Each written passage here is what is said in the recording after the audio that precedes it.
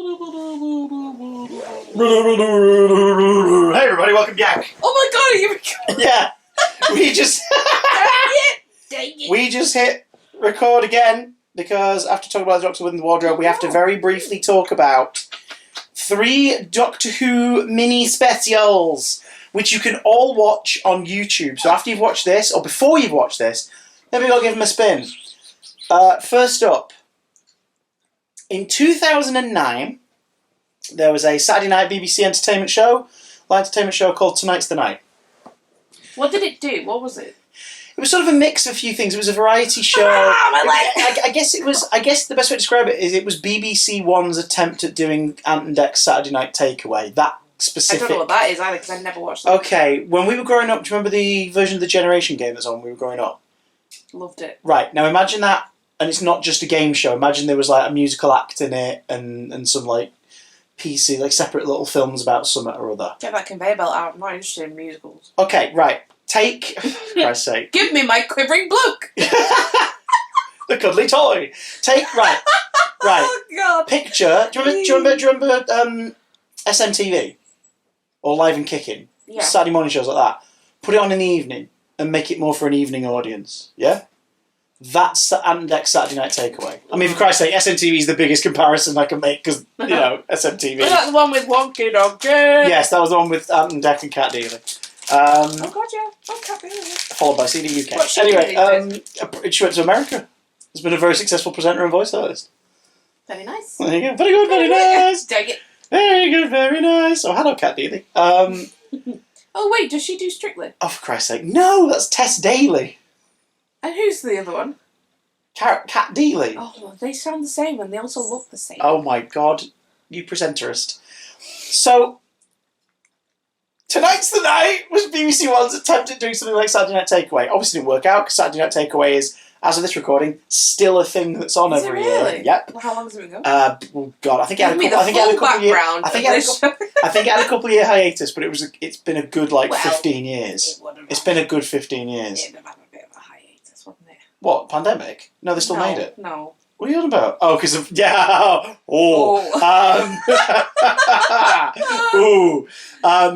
Well, you want to talk about hosts that you don't really want to talk about. Tonight's the Night was hosted by No Man, and It's a shame you look really handsome. it's just a shame that, as of this recording, he's not properly apologised for flashing his bits at people without their permission. Oh, God. Instead, he's been like, they're trying to cancel me. Shut up. Shut up and take account for your actions and apologise. Yep.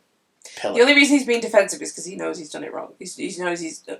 oh my god, what just happened? John, as of this week, Frank Langella, is it? Oh, what's the name of the? What's the name of the Edgar Allan Poe? But is it the Fall of the House of Usher? Yeah. There's a Netflix adaptation that is 3 weeks away from finished being filming right now. Sweet. Veteran actor Frank Langella. The 12 Chairs, the Robot and Frank, and he's incredible performer. I thought he's still with us. Although he's been cancelled now, so he may as well be dead, according to him in an op-ed he wrote for a paper this week, because he inappropriately touched a female co-star on set in a sexual way in a scene where he is being romantic with them, but in a way that they did not previously agree on during the take. Yeah, they have a I can't remember what the name of it is now, but they essentially have someone on set who essentially is like an intimacy coordinator for things. Netflix have made sure they're in all their productions now, because when it comes to anything to do with intimacy or violence, regardless of whether it's on stage, on set, in rehearsals, even in improv, everyone involved should have agreed that it's okay beforehand. His argument, because obviously he was taken to one side, the production was suspended for a week, and now it's going to be completely reshooting the whole thing with Bruce Greenwood in the lead, even though Frank Langella was the lead. They'd filmed for 3 months. They're about to do all that work again over 3 months because he's been dropped from it, and he's now saying that so to do that is to have this coordinator. It means you have to remove the spontaneity of intimacy and romance and it's PC gone mad is essentially his argument, and it's like, Frank, you touched her in a way that neither of you agreed upon before the take. Is this something he's done in the past? It's something that's happened in the last couple of weeks. Well, it's been about a month since they halted production. And he wrote an article about it. He wrote an article basically being like, I take responsibility for my actions, but I've got to say this is ridiculous that this sort of stuff happens, and I don't know what the intent of Netflix or the actress in question is. And it's like, it's an actor. Try and get the terminology right. You're already in hot water. What? Anyway, point is, what are we talking about? same thing with John Barron. Yeah. Same thing with him. Instead of just going like, look, if there was anyone I really upset, I want them to please come forward and speak to me privately. I'd like to apologise and say I'm sorry. And I'm sorry that I let everyone down by saying that I would stop doing this sort of behaviour and then apparently carrying on doing it on Arrow and a few other projects. What? I mean, we're now beginning to think that him and Noel Clarke may be part of the many reasons why Chris Eccleston left Doctor Who. Oh. So, what makes you think that we want to see as Christopher describes it, last chicken in the shop? Mike Harding, comedian Mike Harding described it as that one. Oh. No, he described it as something else. The last chicken in the shop look is Crichton's description of it in Red Dwarf in DNA. Yeah. I'll go for that. The last chicken in the shop look. Well, speaking of things that really look like balls, in this short film that played on Tonight's Tonight, a competition winner designs an alien, and then he plays that alien in this short film set in the TARDIS. It was written by Russell T Davies, this short film, and the effect of it is kind of ruined on a rewatch. Again, if you want to watch it, you're on YouTube. Type in Tonight's the Night Doctor Who. It's ruined a bit on a rewatch because the live studio audience reaction is playing audibly over the short film, which kind of starts off corny and weird. Captain Jack finds this alien messing with the TARDIS. This alien tries to convince him that it's the Doctor and is just his newest incarnation. And then they're about to... I think the alien's called Sow Till. And they're about to face off. And then, not the Doctor, but David Tennant walks into the set and asks them what the hell they're doing. And you realise that, we're not actually watching a short special. We're watching two grown adults faff around in a costume and David Tennant catching them out and talking to them like crap. It's a fun, cute little idea that is hampered by two things. One, the guy who plays the alien is not great, but I think that's not his fault, and that's kind of the point. Because he created the design. And he's having a good time. It is a design that would look really good in a comic. In a comic book, that would work. Would it? In reality, it looks fucking awful. And also it's kind of ruined by the audience laughing and shouting over the whole thing. I hate laugh tracks. Hate them. You don't even like laughing. I famously hate laughing. Your favourite series, League of Gentlemen, is the Christmas special and the third series because there's no laugh tracks. My favourite... Wait, perfect. No, the laugh track on I guess it works for some things, but other things it really doesn't, and it doesn't work with this. No.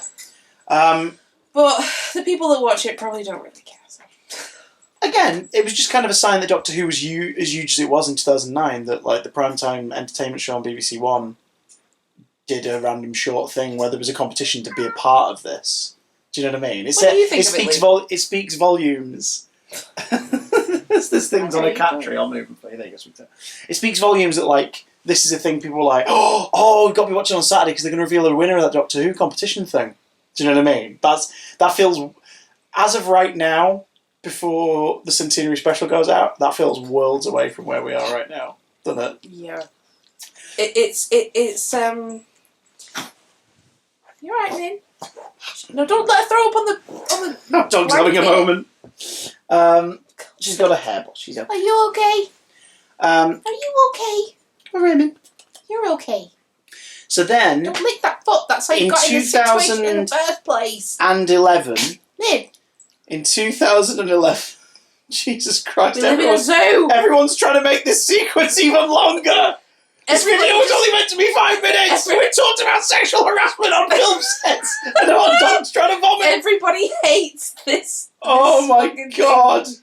Oh right, no. So speaking of people who've got a lot to answer for, the children of Oakley C of E Junior School have a lot to answer for, because as part of a literacy competition and like push in 2011, the children of Oakley C of E, a class of them at least, worked together to write a short episode of Doctor Who starring Matt Smith as the 11th Doctor called Death is the Only Answer. That's really morbid, kids. It is. It frickin' is. What, off the top of your head, happened in this? Was it Albert Einstein? Yes. Albert Einstein, played by Nicholas Grace. Was it one of the kids? No, he's not one of the kids. He was 70. He's in his 60s when they recorded it. So what happened? What happened? He was in Brideshead Revisited. Show some respect. The doctor's fez disappears, and then Albert Einstein appears and says, "Oh, that's my fez." Through a time machine wormhole because he's working on a time machine. Yeah. And the doctor's just like, "Oh, you." And they're apparently busy mates. Obviously. Well, they should be. He saved him from a giant brain and the Rani in Time of the Rani. Remember, he was one of the geniuses that was locked up in a experimental place. One of the little pods. Leave the girl, it's the Albert Einstein I want. That famous line. The bloke I want.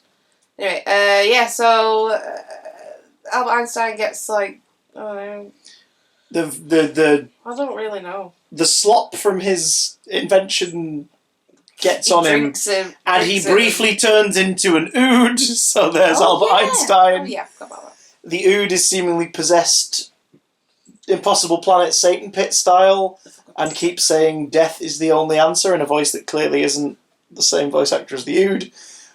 And then the doctor does some wibbly things, and Einstein turns back to normal. He's got the exploding hair. And he's got the big hair. The doctor's like, "Oh, you should keep that." And then the doctor drops him off, and that's... Good job, kids. That's the thing. You guys did a real job. Knowing that this was written by some primary school kids makes it kind of charming. It shows you that they worked really hard together to write a couple of good jokes in there that work quite nicely.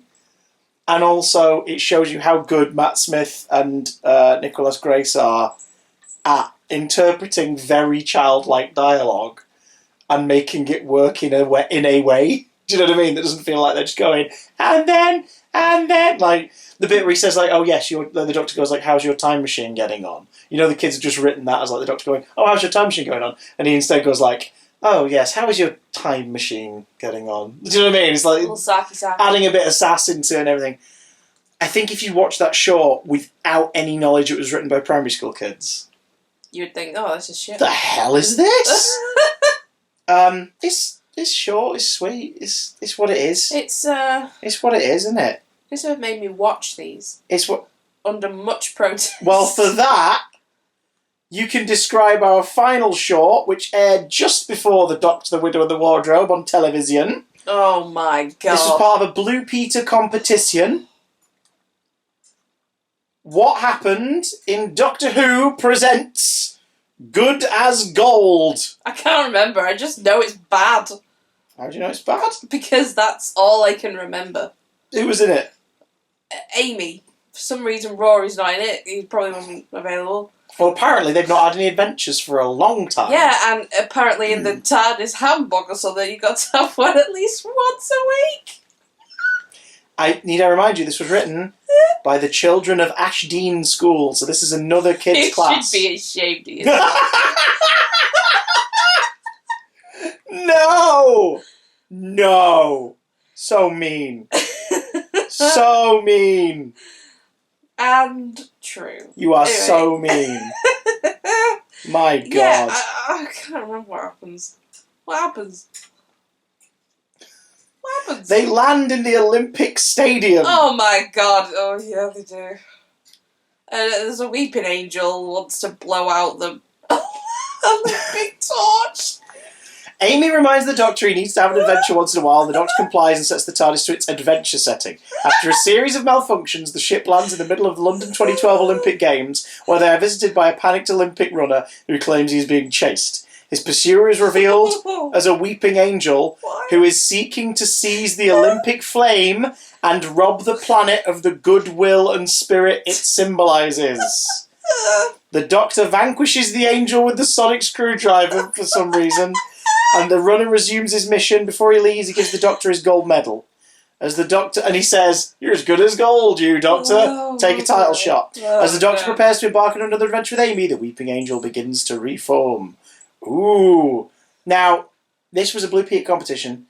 It was Oh no, this aired after the Doctor, the Widow and the Wardrobe because it aired in early 2012. Of course, what else happened in 2012? Olympics. Chloe Webber. In Doctor Who's own continuity, who's this Olympic runner? Why is it not David Tennant running around in this coat? But yeah, Multiverse. there was a Blue Peter competition with schools. Basically, they had to write a Doctor Who short about the Olympics and the setting. Because I don't know if you know this, but I was in the building. I was in the building at the time this went out. Why didn't you stop it? You could have stopped. No, this. I couldn't.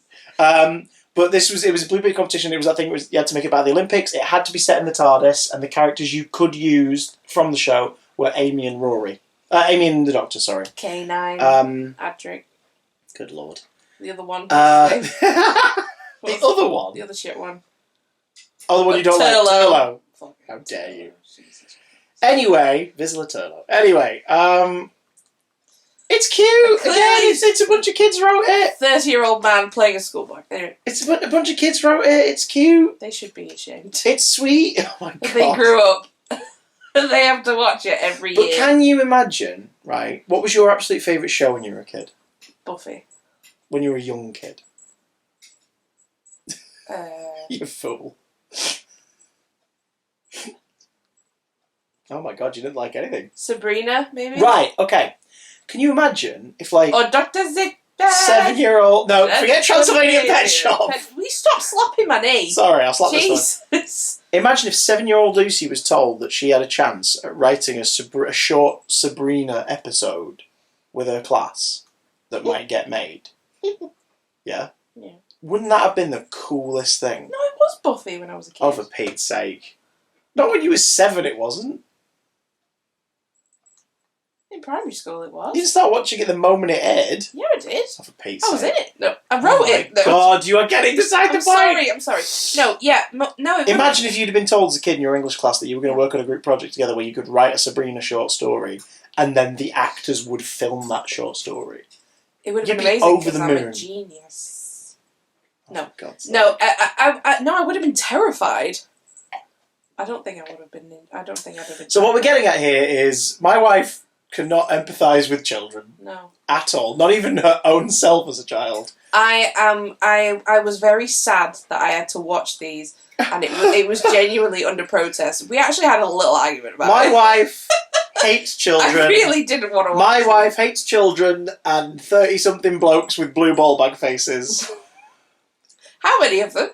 Let me know. 30-something men with ball bag faces.